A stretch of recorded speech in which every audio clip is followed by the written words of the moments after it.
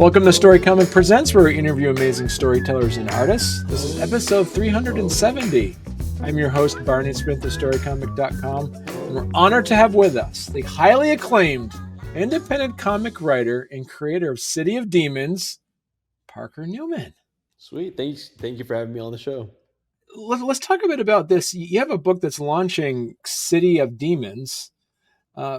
So I'm really curious about this. I know you were able to send to me. It was the first, if I remember correctly, it was the first two issues. And so the first thing I asked you before we started recording is like, are you a fan of history? Because there's a lot of historical events that happen in this book as well. Right. Yeah. Really big fan of history, uh, which always makes you very cool in high school. But no, so yeah, I was really big fan of history, obviously. So and also working in media production. Um, also being a big film buff. So I that just led my interest to a line of looking at 1920s silent era movie era of Hollywood, right on the turn from when you right before you got the talkies. So sound in movies, Mm-hmm. and it was really just looking at specifically, a lot of the problems we see in Hollywood nowadays of or we hear of nowadays, specifically, like the Harvey Weinstein, all that kind of culture, like the casting couch culture. Right. Um, what's really disturbing is that if you look at it close enough, that culture has been there for a very, very, very long time since Hollywood became like the epicenter for pop culture in America, Right. and it's been there forever and ever and ever. And I just really was interested in make a story that examined it in a very unique way. Was able to take a very unique setting like the Prohibition era Hollywood, which again I think visually I thought for a comic would be really really neat. Um, yeah, just do something that I thought would be really really cool. I thought would connect with a lot of people that I could use that as the backdrop to also examine many other characters and that are based off of or are very much influenced by the historical saying around them. But yeah, and again, I don't think I even told you this, but so the story was originally based off a screenplay I wrote for a college class several years ago. And I just had it laying around. I always really liked it. And then I got in contact with Blood Moon Comics, pitched them the idea. They really liked it. Developed the whole first issue for them. Finally got the official okay to publish, and so yeah, here we are. And yeah, I'm really really happy with how it's turning out. We're right now in the middle of production, finishing up production of issue 4, Wow. and yeah, So you mentioned earlier that you have a background in media production. So how you worked a lot with storyboarding then in the past? absolutely, yeah, absolutely. So for those that are kind of curious about, well, storyboarding, isn't that just basically like comic book frames? What's the difference between making a comic and then like designing storyboards? Storyboards are never as pretty. But well, like my storyboards, I look just are just like chicken scratch. Like it's just like stick figures because all you're trying to show is framing. Right. Um, but really, the the difference comes down to what I found out is that just when writing the scripts is simply storyboards is a good way of like where it does blend over is movement, and also in, Mm. in action scenes and any sort of like physical action going on, like there's a car chase in issue 1.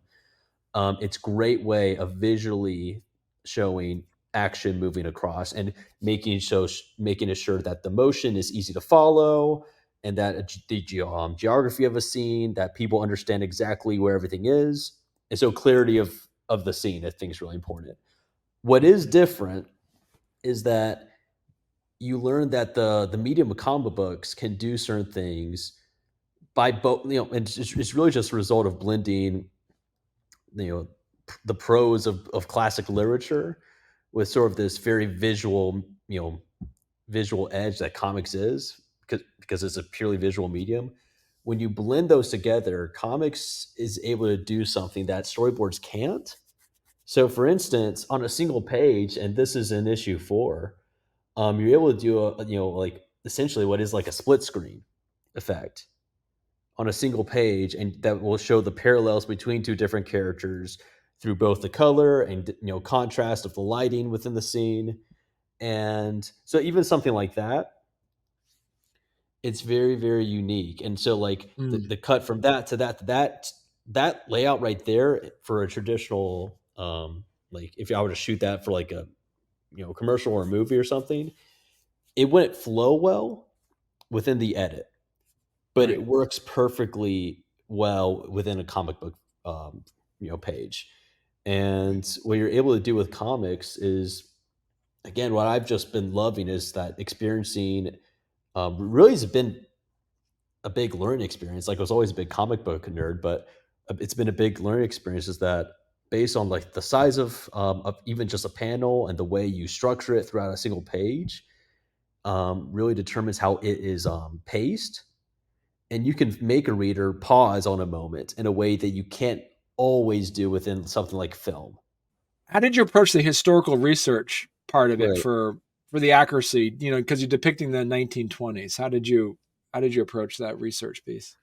So a lot of it was researching the structure of the Hollywood studio system, and it's again because Okay. it was in the infancy of becoming, like I said before, the pop culture epicenter of America. And so researching the structure of the Hollywood system, looking at more of again many of the quote unquote casting couch stories Hmm. you've heard of even as far back as the 1920s, looking back at any sort of organized crime and how that functioned in 1920s LA, and what role did any sort of, and this again, a lot of it's rumors, but what did any, if any, role did any execs of the studios have in that specifically? So, and this is one thing that's really interesting. So the main character of issue 1, who's also one of, and later in the series we established as one of 2 main characters of the whole miniseries, Lucas Short, who you see right there on your screen, the guy holding the body, Hmm. is a black detective of the LAPD. And I think Peele's first instinct will be, well, black detective in like 19, specifically 1924 LA. That's probably not historically accurate. Well, specifically detective is not, but there were black police officers on the force as early as 1920. Hmm. And so, and again, this is a weird, well, I shouldn't say weird, but very, again, just a very interesting part of LA's history, that there were African American officers, police officers on the force as early as 1920. And I thought that was a little neat tidbit to kind of bring into the comic and add a new perspective and to a lot of LA crime fiction, sorry, a lot of noir crime fiction that Right. we don't see a whole lot.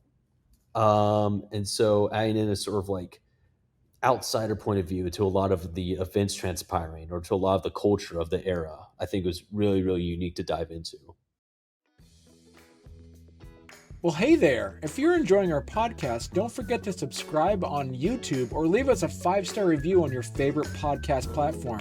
Your support means the world to us and helps us keep this show going. We love hearing from you, so any feedback is welcome. And thank you for being a part of our podcast family and for all your support. It truly means a lot to us.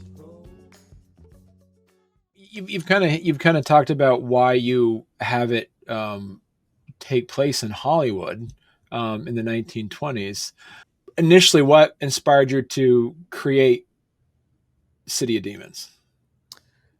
Initially, for City of Demons was really, I think, was just a natural evolution of being just really fascinated by the 20s.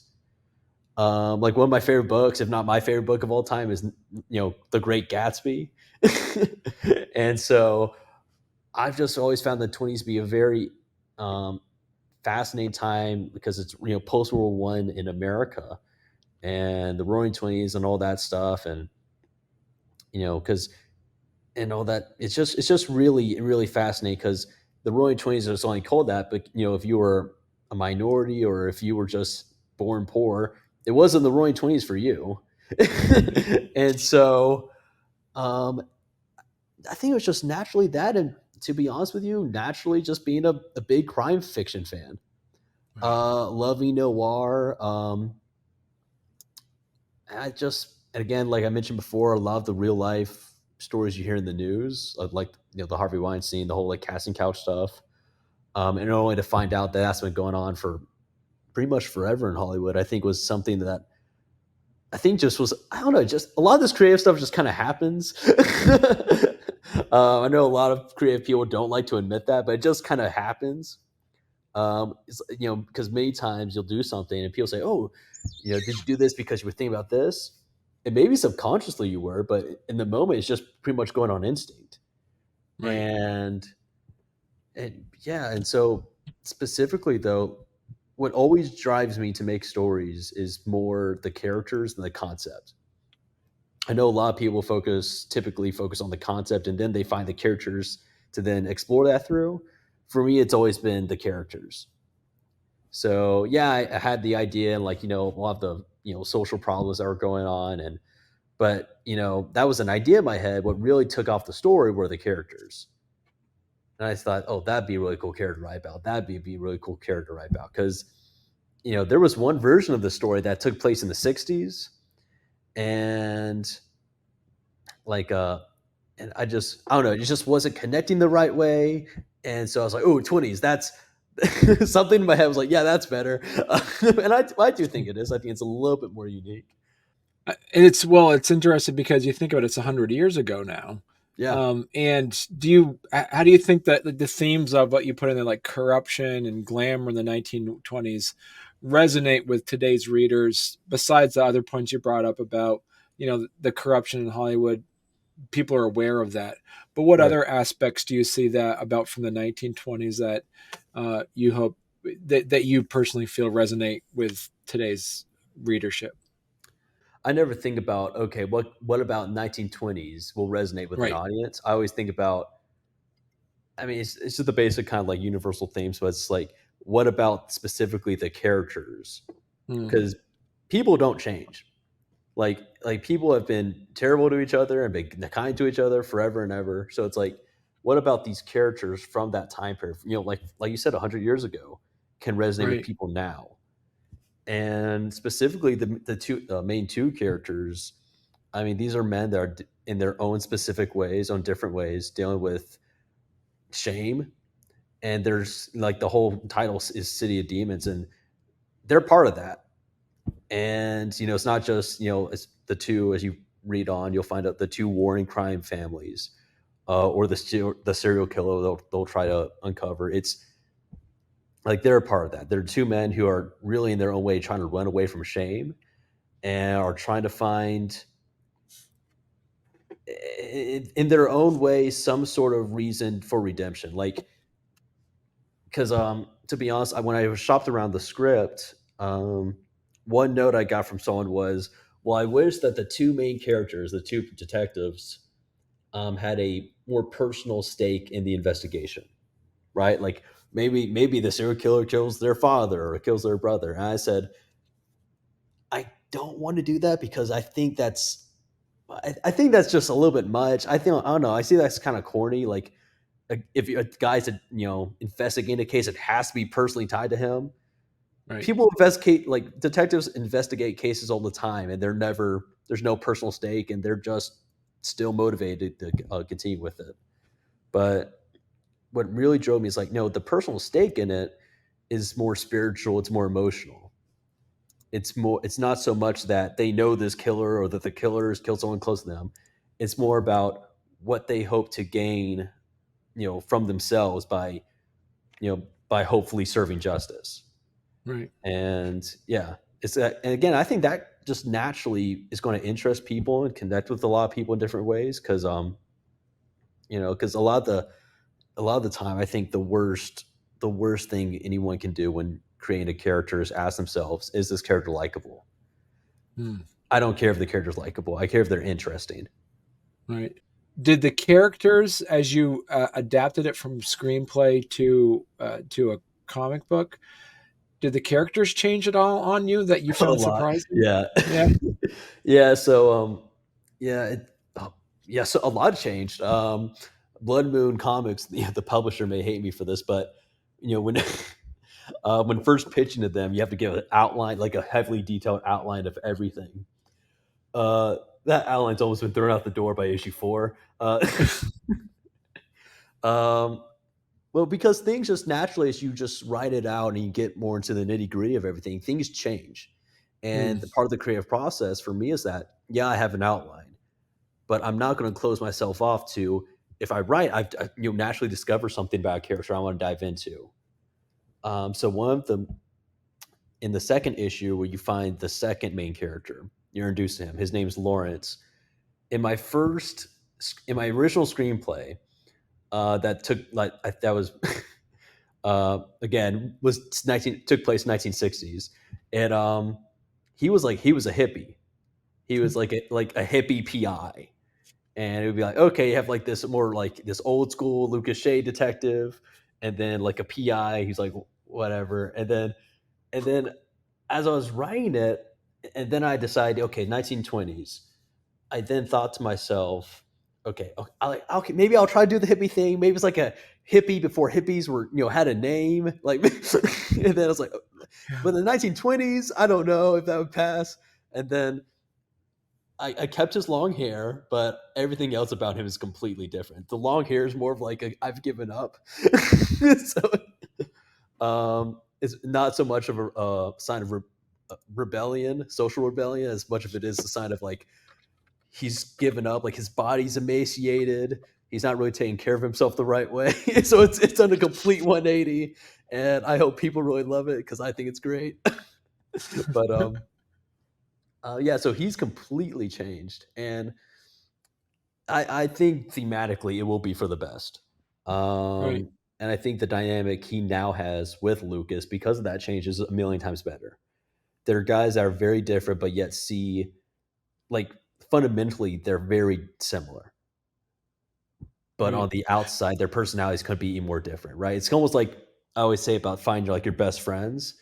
I always tell people it's like the best friends I've ever had, the ones that with the most interesting relationships or whatnot, is are the people I had nothing in common with in terms of interest, but had everything in common with in terms of value. Right. And those are some of the best friendships. And that really is the same mindset I took to like the Lawrence and Lucas relationship. On the outside, they have nothing in common, but in terms of their values, in terms of the actual pressure they're feeling, they're very similar. They're going through very similar things emotionally. That's cool. Now, so you have, you said about March of 2025 ish is when you're Right. thinking about the official launch, right? Yeah. Uh, when do you see, and how many issues are going to be out by then? So that's when the first issue will be out. So it's Okay. going to be what we're planning to do with Blood Moon is do it a monthly release. Wow. Okay. And so yeah, pressure. And so the plan is, and right now we're a little bit ahead of schedule, which is good. But right now the plan is to fully produce 8 issues, Okay. and then you release one issue. And during the 8 months, we're allowed to make the last four. Right. And so yeah. That's a good idea because there's so many times people would put out an issue and then say, "Wait for Oh, issue 2 next year." and if you're small press or independent, and if you're Yeah. not on a monthly release schedule, oh yeah, good luck. Like Yeah. it's hard to build a base of readers, Yeah. and it's again small press. We're very limited in what stories you are or aren't in, and so if you're not going to do monthly, it's going to be rough. And told Right. you that if you look at the numbers, like you may sell. Like I've seen the numbers on one issue, like just independent. It sold first issue. It was sold like 3,000 copies, which is solid for a first issue. And then the next, it took I think maybe 2.5 months before the second one came out. It was down below 1,000, and you're like, geez, that's a big drop off. And Right. again, because you're fighting for any little thing you can get, And so yeah, you have to, because you have to build an audience, and people are it's so quick to forget about a comic because most comics are fairly quick read. Right. So yeah, you have to make an impact, and you have to be consistent. So yeah, Right. Yeah. yeah, it's all fun. Perfect. Yeah. So then, Parker, what's next then after City of Demons? I told someone that, he asked me, he's like, so are you going to do anything else set in this universe? I was like, say Demons universe? Like I didn't think of it that way. And he's like, yeah. I was like, dude, I don't know. At most, I don't think so right now, but at most I would do like a prequel about one of the main characters. Oh, okay. But even then, I wouldn't be interested because we already know where he ends up. Um, honestly, like, it's gonna sound weird. I talked to Blood Moon because they were like, yeah. So what would you like? Same question. What would you do after this? And off the cuff, I don't even know where this came from. I was like, yeah, let's do a sci-fi one. Let's do like something really like completely different from noir. Like like the comic itself is very much like a more modern like noir. Right. And when I say more modern is that there are no uh, thought bubbles or caption boxes of the person's internal monologue, because Okay. I want to give a little bit of a more cinematic presentation with the comic where the visuals speak. Like, I love in comics, I love where we're in a conversation, characters will be talking, and there'll be a panel of just one character reacting to what's being said. No thought bubble, no nothing, no caption box, and you know exactly what's going on in the character's mind. So I Okay. like, especially in a mystery, I don't want to have things over talked about or over explained. I want the visual cues, the visual clues, I should say, to be something the reader picks up on just naturally. And I think, Okay. having this, watching it from that perspective, be very unique. And I know I said I'm a fan of noirs, but many times I hate the internal monologue. Like, I know it's a thing, but I in my own mind, I'm like, I I don't want to do it. And I was really inspired by, like, The Walking Dead, Robert Kirkman, how there's no caption box. I thought it was awesome because, like I said, it's all about you. You learn so much about character just from the visuals, and I was Right. like, let's do that. Yeah. Yeah, So there's no thought bubbles in your stories. except when I cheat. Oh yeah. So, um, there's caption boxes in terms of, so issue 2 opens up with um, the one of the main characters getting a call about the big murder that's at the heart of Hmm. the whole series. Issue 1, you're getting introduced to the other main character, and he stumbles upon the big mystery. Issue 2 is when you learn about what that bigger mystery actually is, Okay. and as he goes to investigate the crime scene, I was like, oh, we have to have thought bubbles. We have, like, in order to explain what he's seen and what all this stuff.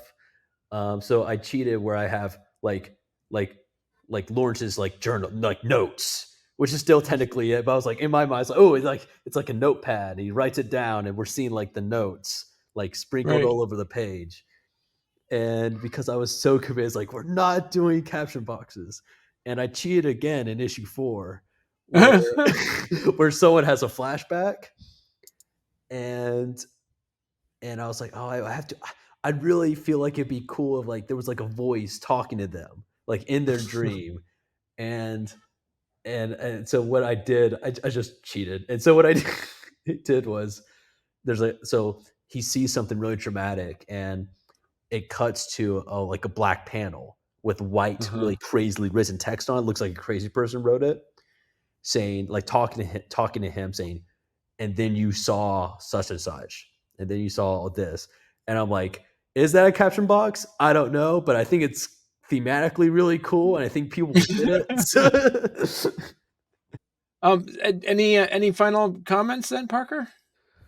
Anyone that really loves character driven storytelling, Hmm. um, is really going to enjoy it. I can confidently say that. I think people who give it a shot will really, really enjoy it, and I think they're going to be swept up in really intriguing characters and a mystery that I think it's just has a really good pace to it. So yeah, Right.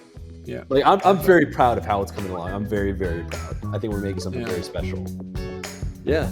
Perfect. All right. Well, thank you so much. Thank you so much. Yeah. Thank you.